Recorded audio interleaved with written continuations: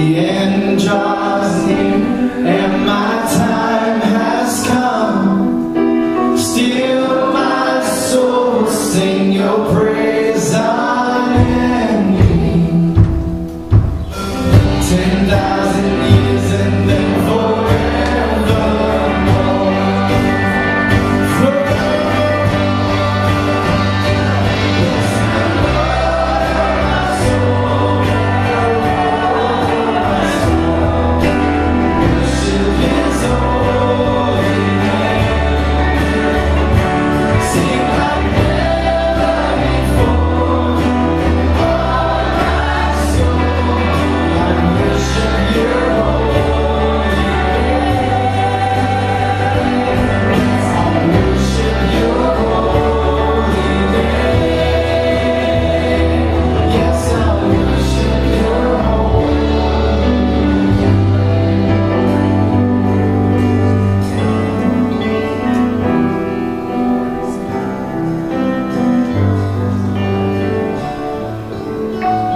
sing like never before. Oh, my soul, I will worship your holy name.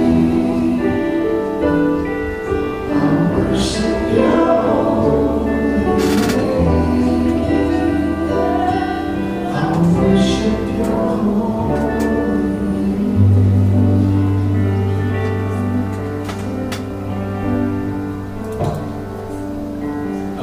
Go ahead and have a seat. I want you just to kind of contemplate that song.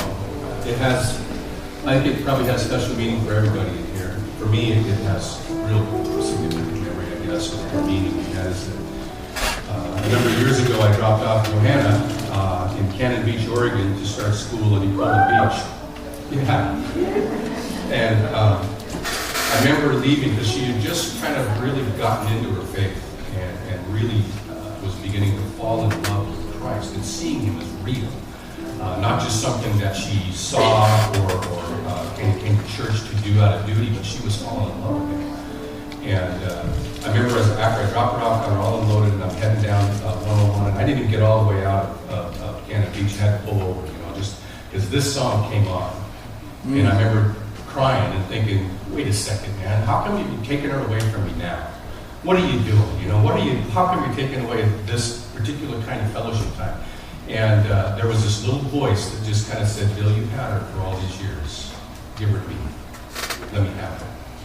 And little did I know, obviously, what was around the corner for Johanna and some guy named Mike, who just had their second little baby last week and is doing very good. I mentioned to you that she was in the NICU for about 3.5 days, but is doing very good.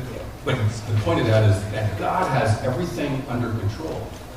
Every bit of our life, even when it seems dark, and I should have been celebrating it. My daughter chose to go to a Bible school. But here I am going, leave her in Lewiston, will you, for a little while? Come on. And in my stupidity and my selfishness, I didn't realize what God had planned. So God has great things in store for you, even when it seems dark, even when things seem kind of difficult. When the darkness kind of presses in, God has you in his right hand, and there's no better place to be. For 10,000 years and far longer, we get to sing. We get to be in a relationship with him forevermore. As we get ready to receive our morning offering, I want you to take out your bulletin, and I want you to write down a name. Not that there aren't other names, but I want to press into your hearts today somebody specifically, okay? Mike Holland has surgery this Tuesday. It is a surgery that I'm sure on the human side of things, there's a little bit of anxiety and fear. Tears of what is going to be on the other side of the surgery.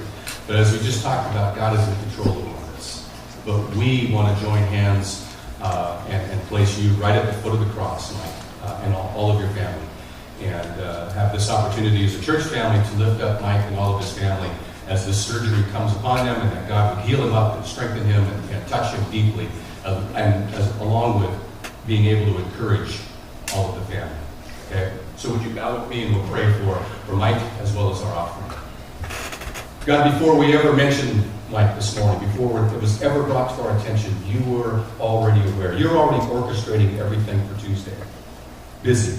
It is already taken care of in your time frame. But God, on our economy, we're not sure. All we can be sure of is trusting you in the midst of all this. And so, God, we lift up together Mike Holland and all of his family, but particularly Mike as he gets ready for the surgery, God, that you would calm his heart, that you would allow him just to rest in the assurance that you are holding on to him and all of his family.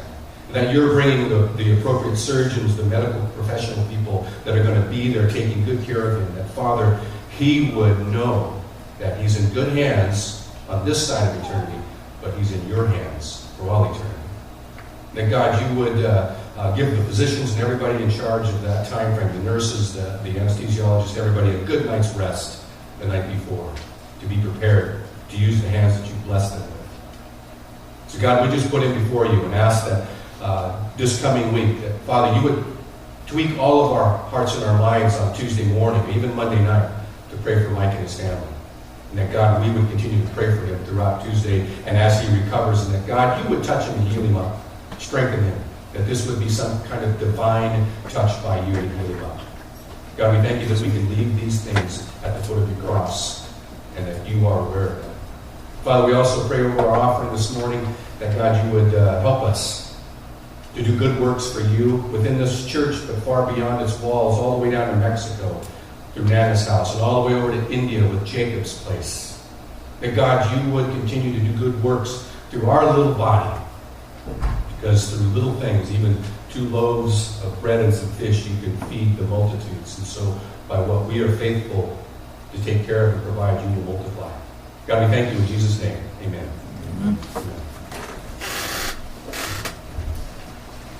Happy Mother's Day. There you go. I know there's more mothers out there than that. Happy Mother's Day. Yeah. I'm going to show a video clip here in a little bit, but a couple things I just wanted to read, and I always get a kick out of this. This first one is kind of from a daughter's perspective, or even any child, son or a daughter's perspective. At 6 years of age, mom knows everything. At 8 years, mom knows a lot. At 12 years, mom really doesn't know everything.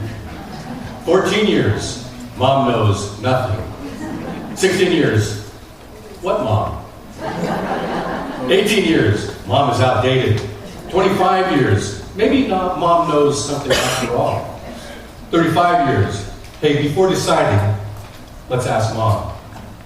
45 years, I wonder what mom would think.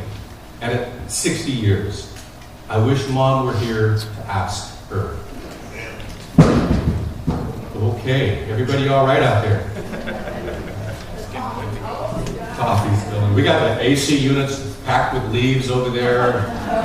Every now and then we need a good cleaning, don't we? Building wise as well as heart and soul and mind. When I read this, I couldn't help but think of my mom, who I've missed every day for the last 20 plus years, who passed away as we were getting ready to move over here to Lewiston. And there's not a day that goes by that I wish I just couldn't spend a moment with her and just say thanks. Say I'm sorry for being stupid, like Brian was saying about high school days, being stupid and not realizing who I was with. But then I get this kind of quiet little grin from my mom that says, it's all right, I already know this. It's okay, I'm waiting for you. And our moms go through an awful lot, most of the time without any appreciation, until later in life, when it means so much to have a son or a daughter just want to be with you. Not worry about much of anything other than just being in your presence. That is one of the greatest, I think, gifts that any parent, particularly a mom, can get. And that is just the opportunity that a son or a daughter would say, or not even say it, but just to be with you. Not want anything from you, but just to be with you. Mother doesn't put her kids on hold in order to pursue her own dreams. She puts her dreams on hold so that her kids can realize theirs. I'm going to show a video here shortly, okay? When I read that one, I thought of the time when Tashina was our only baby, and Jennifer was working, not that working at Green River Community College where I was at was her dream, but she was working. She wanted to work and provide and help us to have enough money and so forth. And so she was taking Tashina to a daycare, a lady by the name of Mrs. Decker. And Mrs. Decker called her one day and said, hey, Jennifer, Tashina's not feeling real well, can you come get her? She'd already been there for a number of weeks, if not a couple of months. And so Jennifer went to pick her up, put her in her car seat, and was driving home. And Tashina's just crying. And in the midst of the crying, she says, I want Mrs. Decker. Jennifer called me and said, I'm done working. I'm not ever going to leave Tashina or any of our kids again. Okay? So that whole thing about putting all the dreams on hold so that our kids can be fulfilled is part of what parents are called to, but particularly moms, as they give up parts of their life, if not all bits and pieces of their life, in order to fill up the kids that God has given them. So I'm going to show this video clip real quick and then we'll move forward, okay?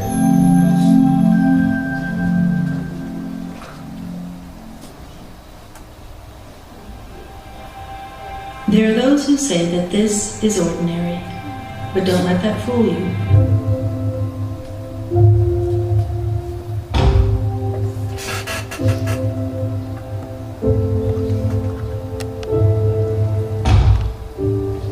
Mother will always be the bravest, least ordinary, most difficult, utterly challenging career that anyone ever hopes to lay claim to. While others might hear diaper changer, food maker, laundry doer, carpooler, bottle washer, sweatpants wearer, life on hold, want to be doing anything else woman. The truth is, whether it feels like it some days or not, you are in fact a shelter from the storm. You are a cape of good hope. You are a warrior who will do battle for your children's hearts, souls, attention, innocence, education, and memories. Go to battle, my friends. This is your time. We will hold strong on either side of you. We will pray for those bottles through the dark watches of the night. And when doubt comes and children break, when adults fail them, and when they push and push as hard against us as the day we delivered them into this world, we will not be broken. We may ache and see cracks tear through our hearts,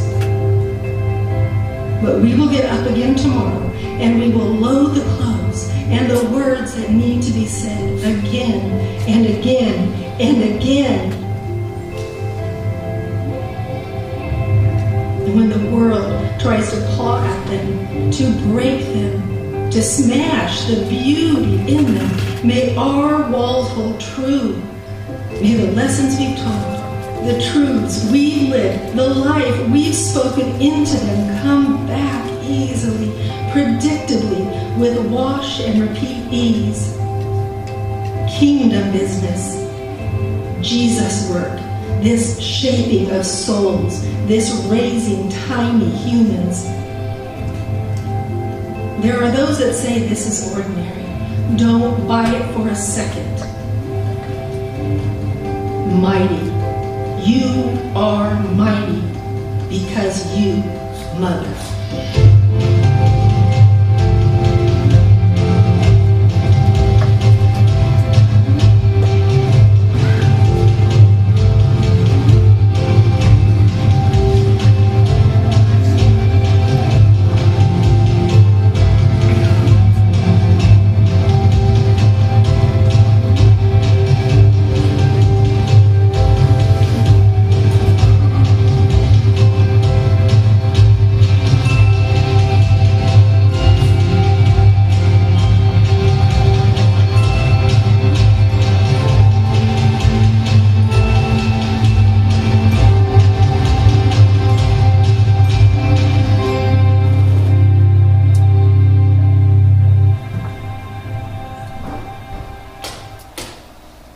Happy Mother's Day. Happy Warrior Day. Again, there are so many times in which I'm reminded of all the sacrifices. I'm not reminded often enough. One as a son, but also as a husband. There were great chunks of time in which I didn't pray for my wife Jennifer. For those times in which she was doing this kind of work, and I was worried about making money, and I was worried about building a career and all those things that go with that. But the person really building lives was oftentimes left out of my prayer life. So those of you who are somehow connected to a mom intimately, whether that you are a husband, whether that you are a son or a daughter, be prayerful for your moms. Prayerful for what they're called to do, to go against the grain of the world, to comfort and to care for every generation of children. It's a tough duty, but it's one I know that every mother in here would not trade. Would not trade. Maybe some moments you might trade away, but not the whole picture, okay? On your bulletin is a verse. It comes out of Isaiah 66, and it says, "As a mother comforts her child, so will I comfort you, and you will be comforted over Jerusalem." It's interesting that the verses prior to 7 through 12 talk about some interesting things. And I'm going to read that, okay? As we started with verse 13, as mother comforts, so will I comfort you, is what God says to us. But in the verses before that, starting in verse 7, it has some interesting kind of wordplay. It says, "Before she was in labor, she gave birth. Before her pain came, she delivered a male child. Who has heard such a thing? Who has seen such things? Shall the earth be made to give birth in one day, or shall a nation be born at once? For as soon as Zion was in labor, she gave birth to her children. Shall I bring into the time of birth and not cause delivery, says the Lord? Shall I cause delivery to shut up the womb, says your God? Rejoice, O Jerusalem, and be glad with her, all you who love her. Rejoice for joy with her, all you who mourn for her, that you may feed and be satisfied with the consolation of her bosom, that you may drink deeply and be delighted with the abundance of her glory. For thus says the Lord, behold, I will extend peace to her like a river, and the glory of the Gentiles like a flowing stream. Then you shall feed. On her side you shall be carried, and be dandled on her knees. Before she was in labor, she gave birth. Before her pain came, she delivered a male child." From the moment, and I, as a man, I can stand here and say this, but having sat through and did my best coaching for 4 deliveries with Jennifer, the pain, the incredible pain that a woman goes through, it's incredible, and I hope I don't overstate this. I might overshoot my meaning here, and that is that it seems like all that pain is forgotten the moment the baby's placed on their chest. It's like it's gone. And that, I think, is only God can do that kind of thing. But what I'm reading on this is that even though that pain was there, the real pain begins the moment you start to work and pour your life into them, along with the joy. I think every mama in here would be able to go back and remember. Fortunately, God gives you the gift to forget. I wish He would have given us guys the ability to forget as easily. But to forget the hurts along the way, the names, the shouting matches, the things like that cause pain deep into the soul. But God gives that ability to a mom to remember what they're doing and how they reflect God to every child in their care. God aches to be near you, just like every mother aches to be near their children.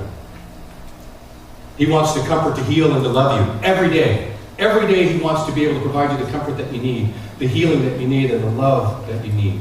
Like a mom aches to be near their children, our God aches and longs to have us draw near to Him. Jennifer, a few weeks ago, we were sitting in the living room, and the house was empty except for her and I. And I got up to go to the kitchen, and I looked over, and she was just distraught. Like, how can she not enjoy my presence? We're watching NCIS. This should be okay, man. Netflix has grabbed me with NCIS, and I apologize for that, but it did. Anyway, she just started to tear up, and her face was, and she said, "I miss my kids." Just ached. She said, "I wish I could grab any of them and hold on to them." And she was referring both to all 4 of our children, but also the grandkids, wishing that she could just hold them close. Our God aches like that. that we would draw near to him so that he can enjoy close, intimate fellowship with you. He knows everything about you. Don't think you can come to God and hide something. That's the great thing about our God, is he knows everything about us, yet he still loves us. That's a mom kind of love. Dads have different ways of loving, don't we? Well, at least this dad did. Maybe I'm the only one guilty of that kind of thing here. But dads have a different way of loving and demonstrating that love. But God's love is continually and consistently demonstrated through godly moms, godly mothers. We're going to take a look at some characteristics of godly moms today and correspond that to God. And the first thing we're going to look at is Hosea 13:8. You can read it. It's pretty intense because it talks about the behavior of God towards those who would oppose. But it's essentially, it says, God is a bear whose cubs have been taken away. God defends. God seeks to find and help somebody discover his protection. Mothers are protectors. Mothers will defend. Mothers will protect. Mothers will get in the way and force the confrontation to protect their kids. God is that kind of lover of us. He is a protector. In the mid-1980s, there was a story that kind of hit not just our nation, all over the news, but also internationally. It was a story of a woman named Dr. Elizabeth Morgan. And Dr. Elizabeth Morgan, who was a surgeon, an author, and a graduate of Harvard and Yale, came to suspect that her daughter, who was about the age of 4 or 5, was being sexually molested by her ex-husband. She began to exhibit signs of physical abuse and the emotional kinds of strain that shows itself every time she spent time with her ex-husband. She took her to the doctors, 13 different physicians that Dr. Morgan took her daughter to.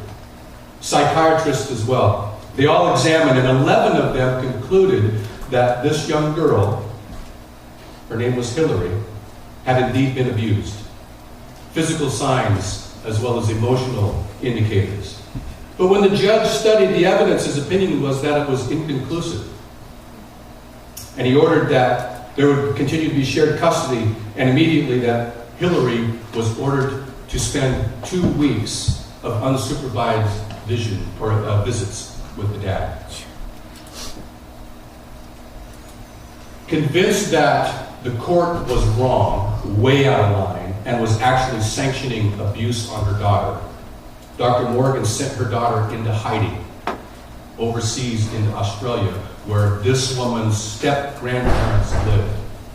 And because she disobeyed the order, she was put in jail, spent the next 2 years in a 6-foot by 11-foot cell with other criminals because of her contempt for the court and because of her love, her protective nature of her daughter. She went to jail. Her practice suffered, her professional life suffered, her personal life suffered, her savings went out the window. All because she wanted to protect her child.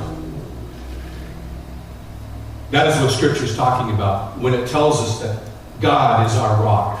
He is our fortress. He's our hiding place and our shelter. He's our deliverer from trouble. God is the one who never abandons us. He never takes his protection away from us. When we draw near to him, and that's key, okay? When we draw near to him, he will draw near to us. He never leaves us, but we can experience the protection the more we draw near to him. Then he is enabled because he senses a desire in us for his protection, for his love. When we draw near to him, he is our refuge, our fortress, our strong tower. He is our protector. I'm going to ask us to turn to Psalm 131. We're going to read about mom or mother as a trusted comforter. And the same characteristic is our God, that God is the comforter. Psalm 131 is titled Childlike Trust in the Lord. And I want to see if you catch the same thing from this that I did. Lord, my heart is not proud, nor my eyes haughty, nor do I involve myself in great matters, or in things too difficult for me. Surely I have composed and quieted my soul. like a weaned child rests against his mother. My soul is like a weaned child within me. O Israel, hope in the Lord from this time forth and forevermore. Prior to being weaned, okay, if you think about puppies who need to be weaned, or little kids who need to be weaned away from their mom and from that actual sustenance, okay, the physical sustenance. After that takes place, only then does a child begin to realize and learn that mom is more than just providing what's needed. But it takes place after we've been weaned. And because of such assurance, a child learns to be satisfied by merely being with their mother. Just like this says, I have composed and quieted my soul. Why? Because I now know that I am in you. I can rest with you, God, and you will provide everything that I need in my life. Not that I want, but that I need. You provide me that strength, that joy, that peace, that grace that I need to be able to be the kind of godly son or daughter that he asks for me. It's said that a dad gets concerned when a child breaks a leg. A mother is concerned with just a scraped leg. It's in those moments that a child learns that there's a difference. And that difference is designed by God, I understand that. But he or she learns that mom is a cleaner upper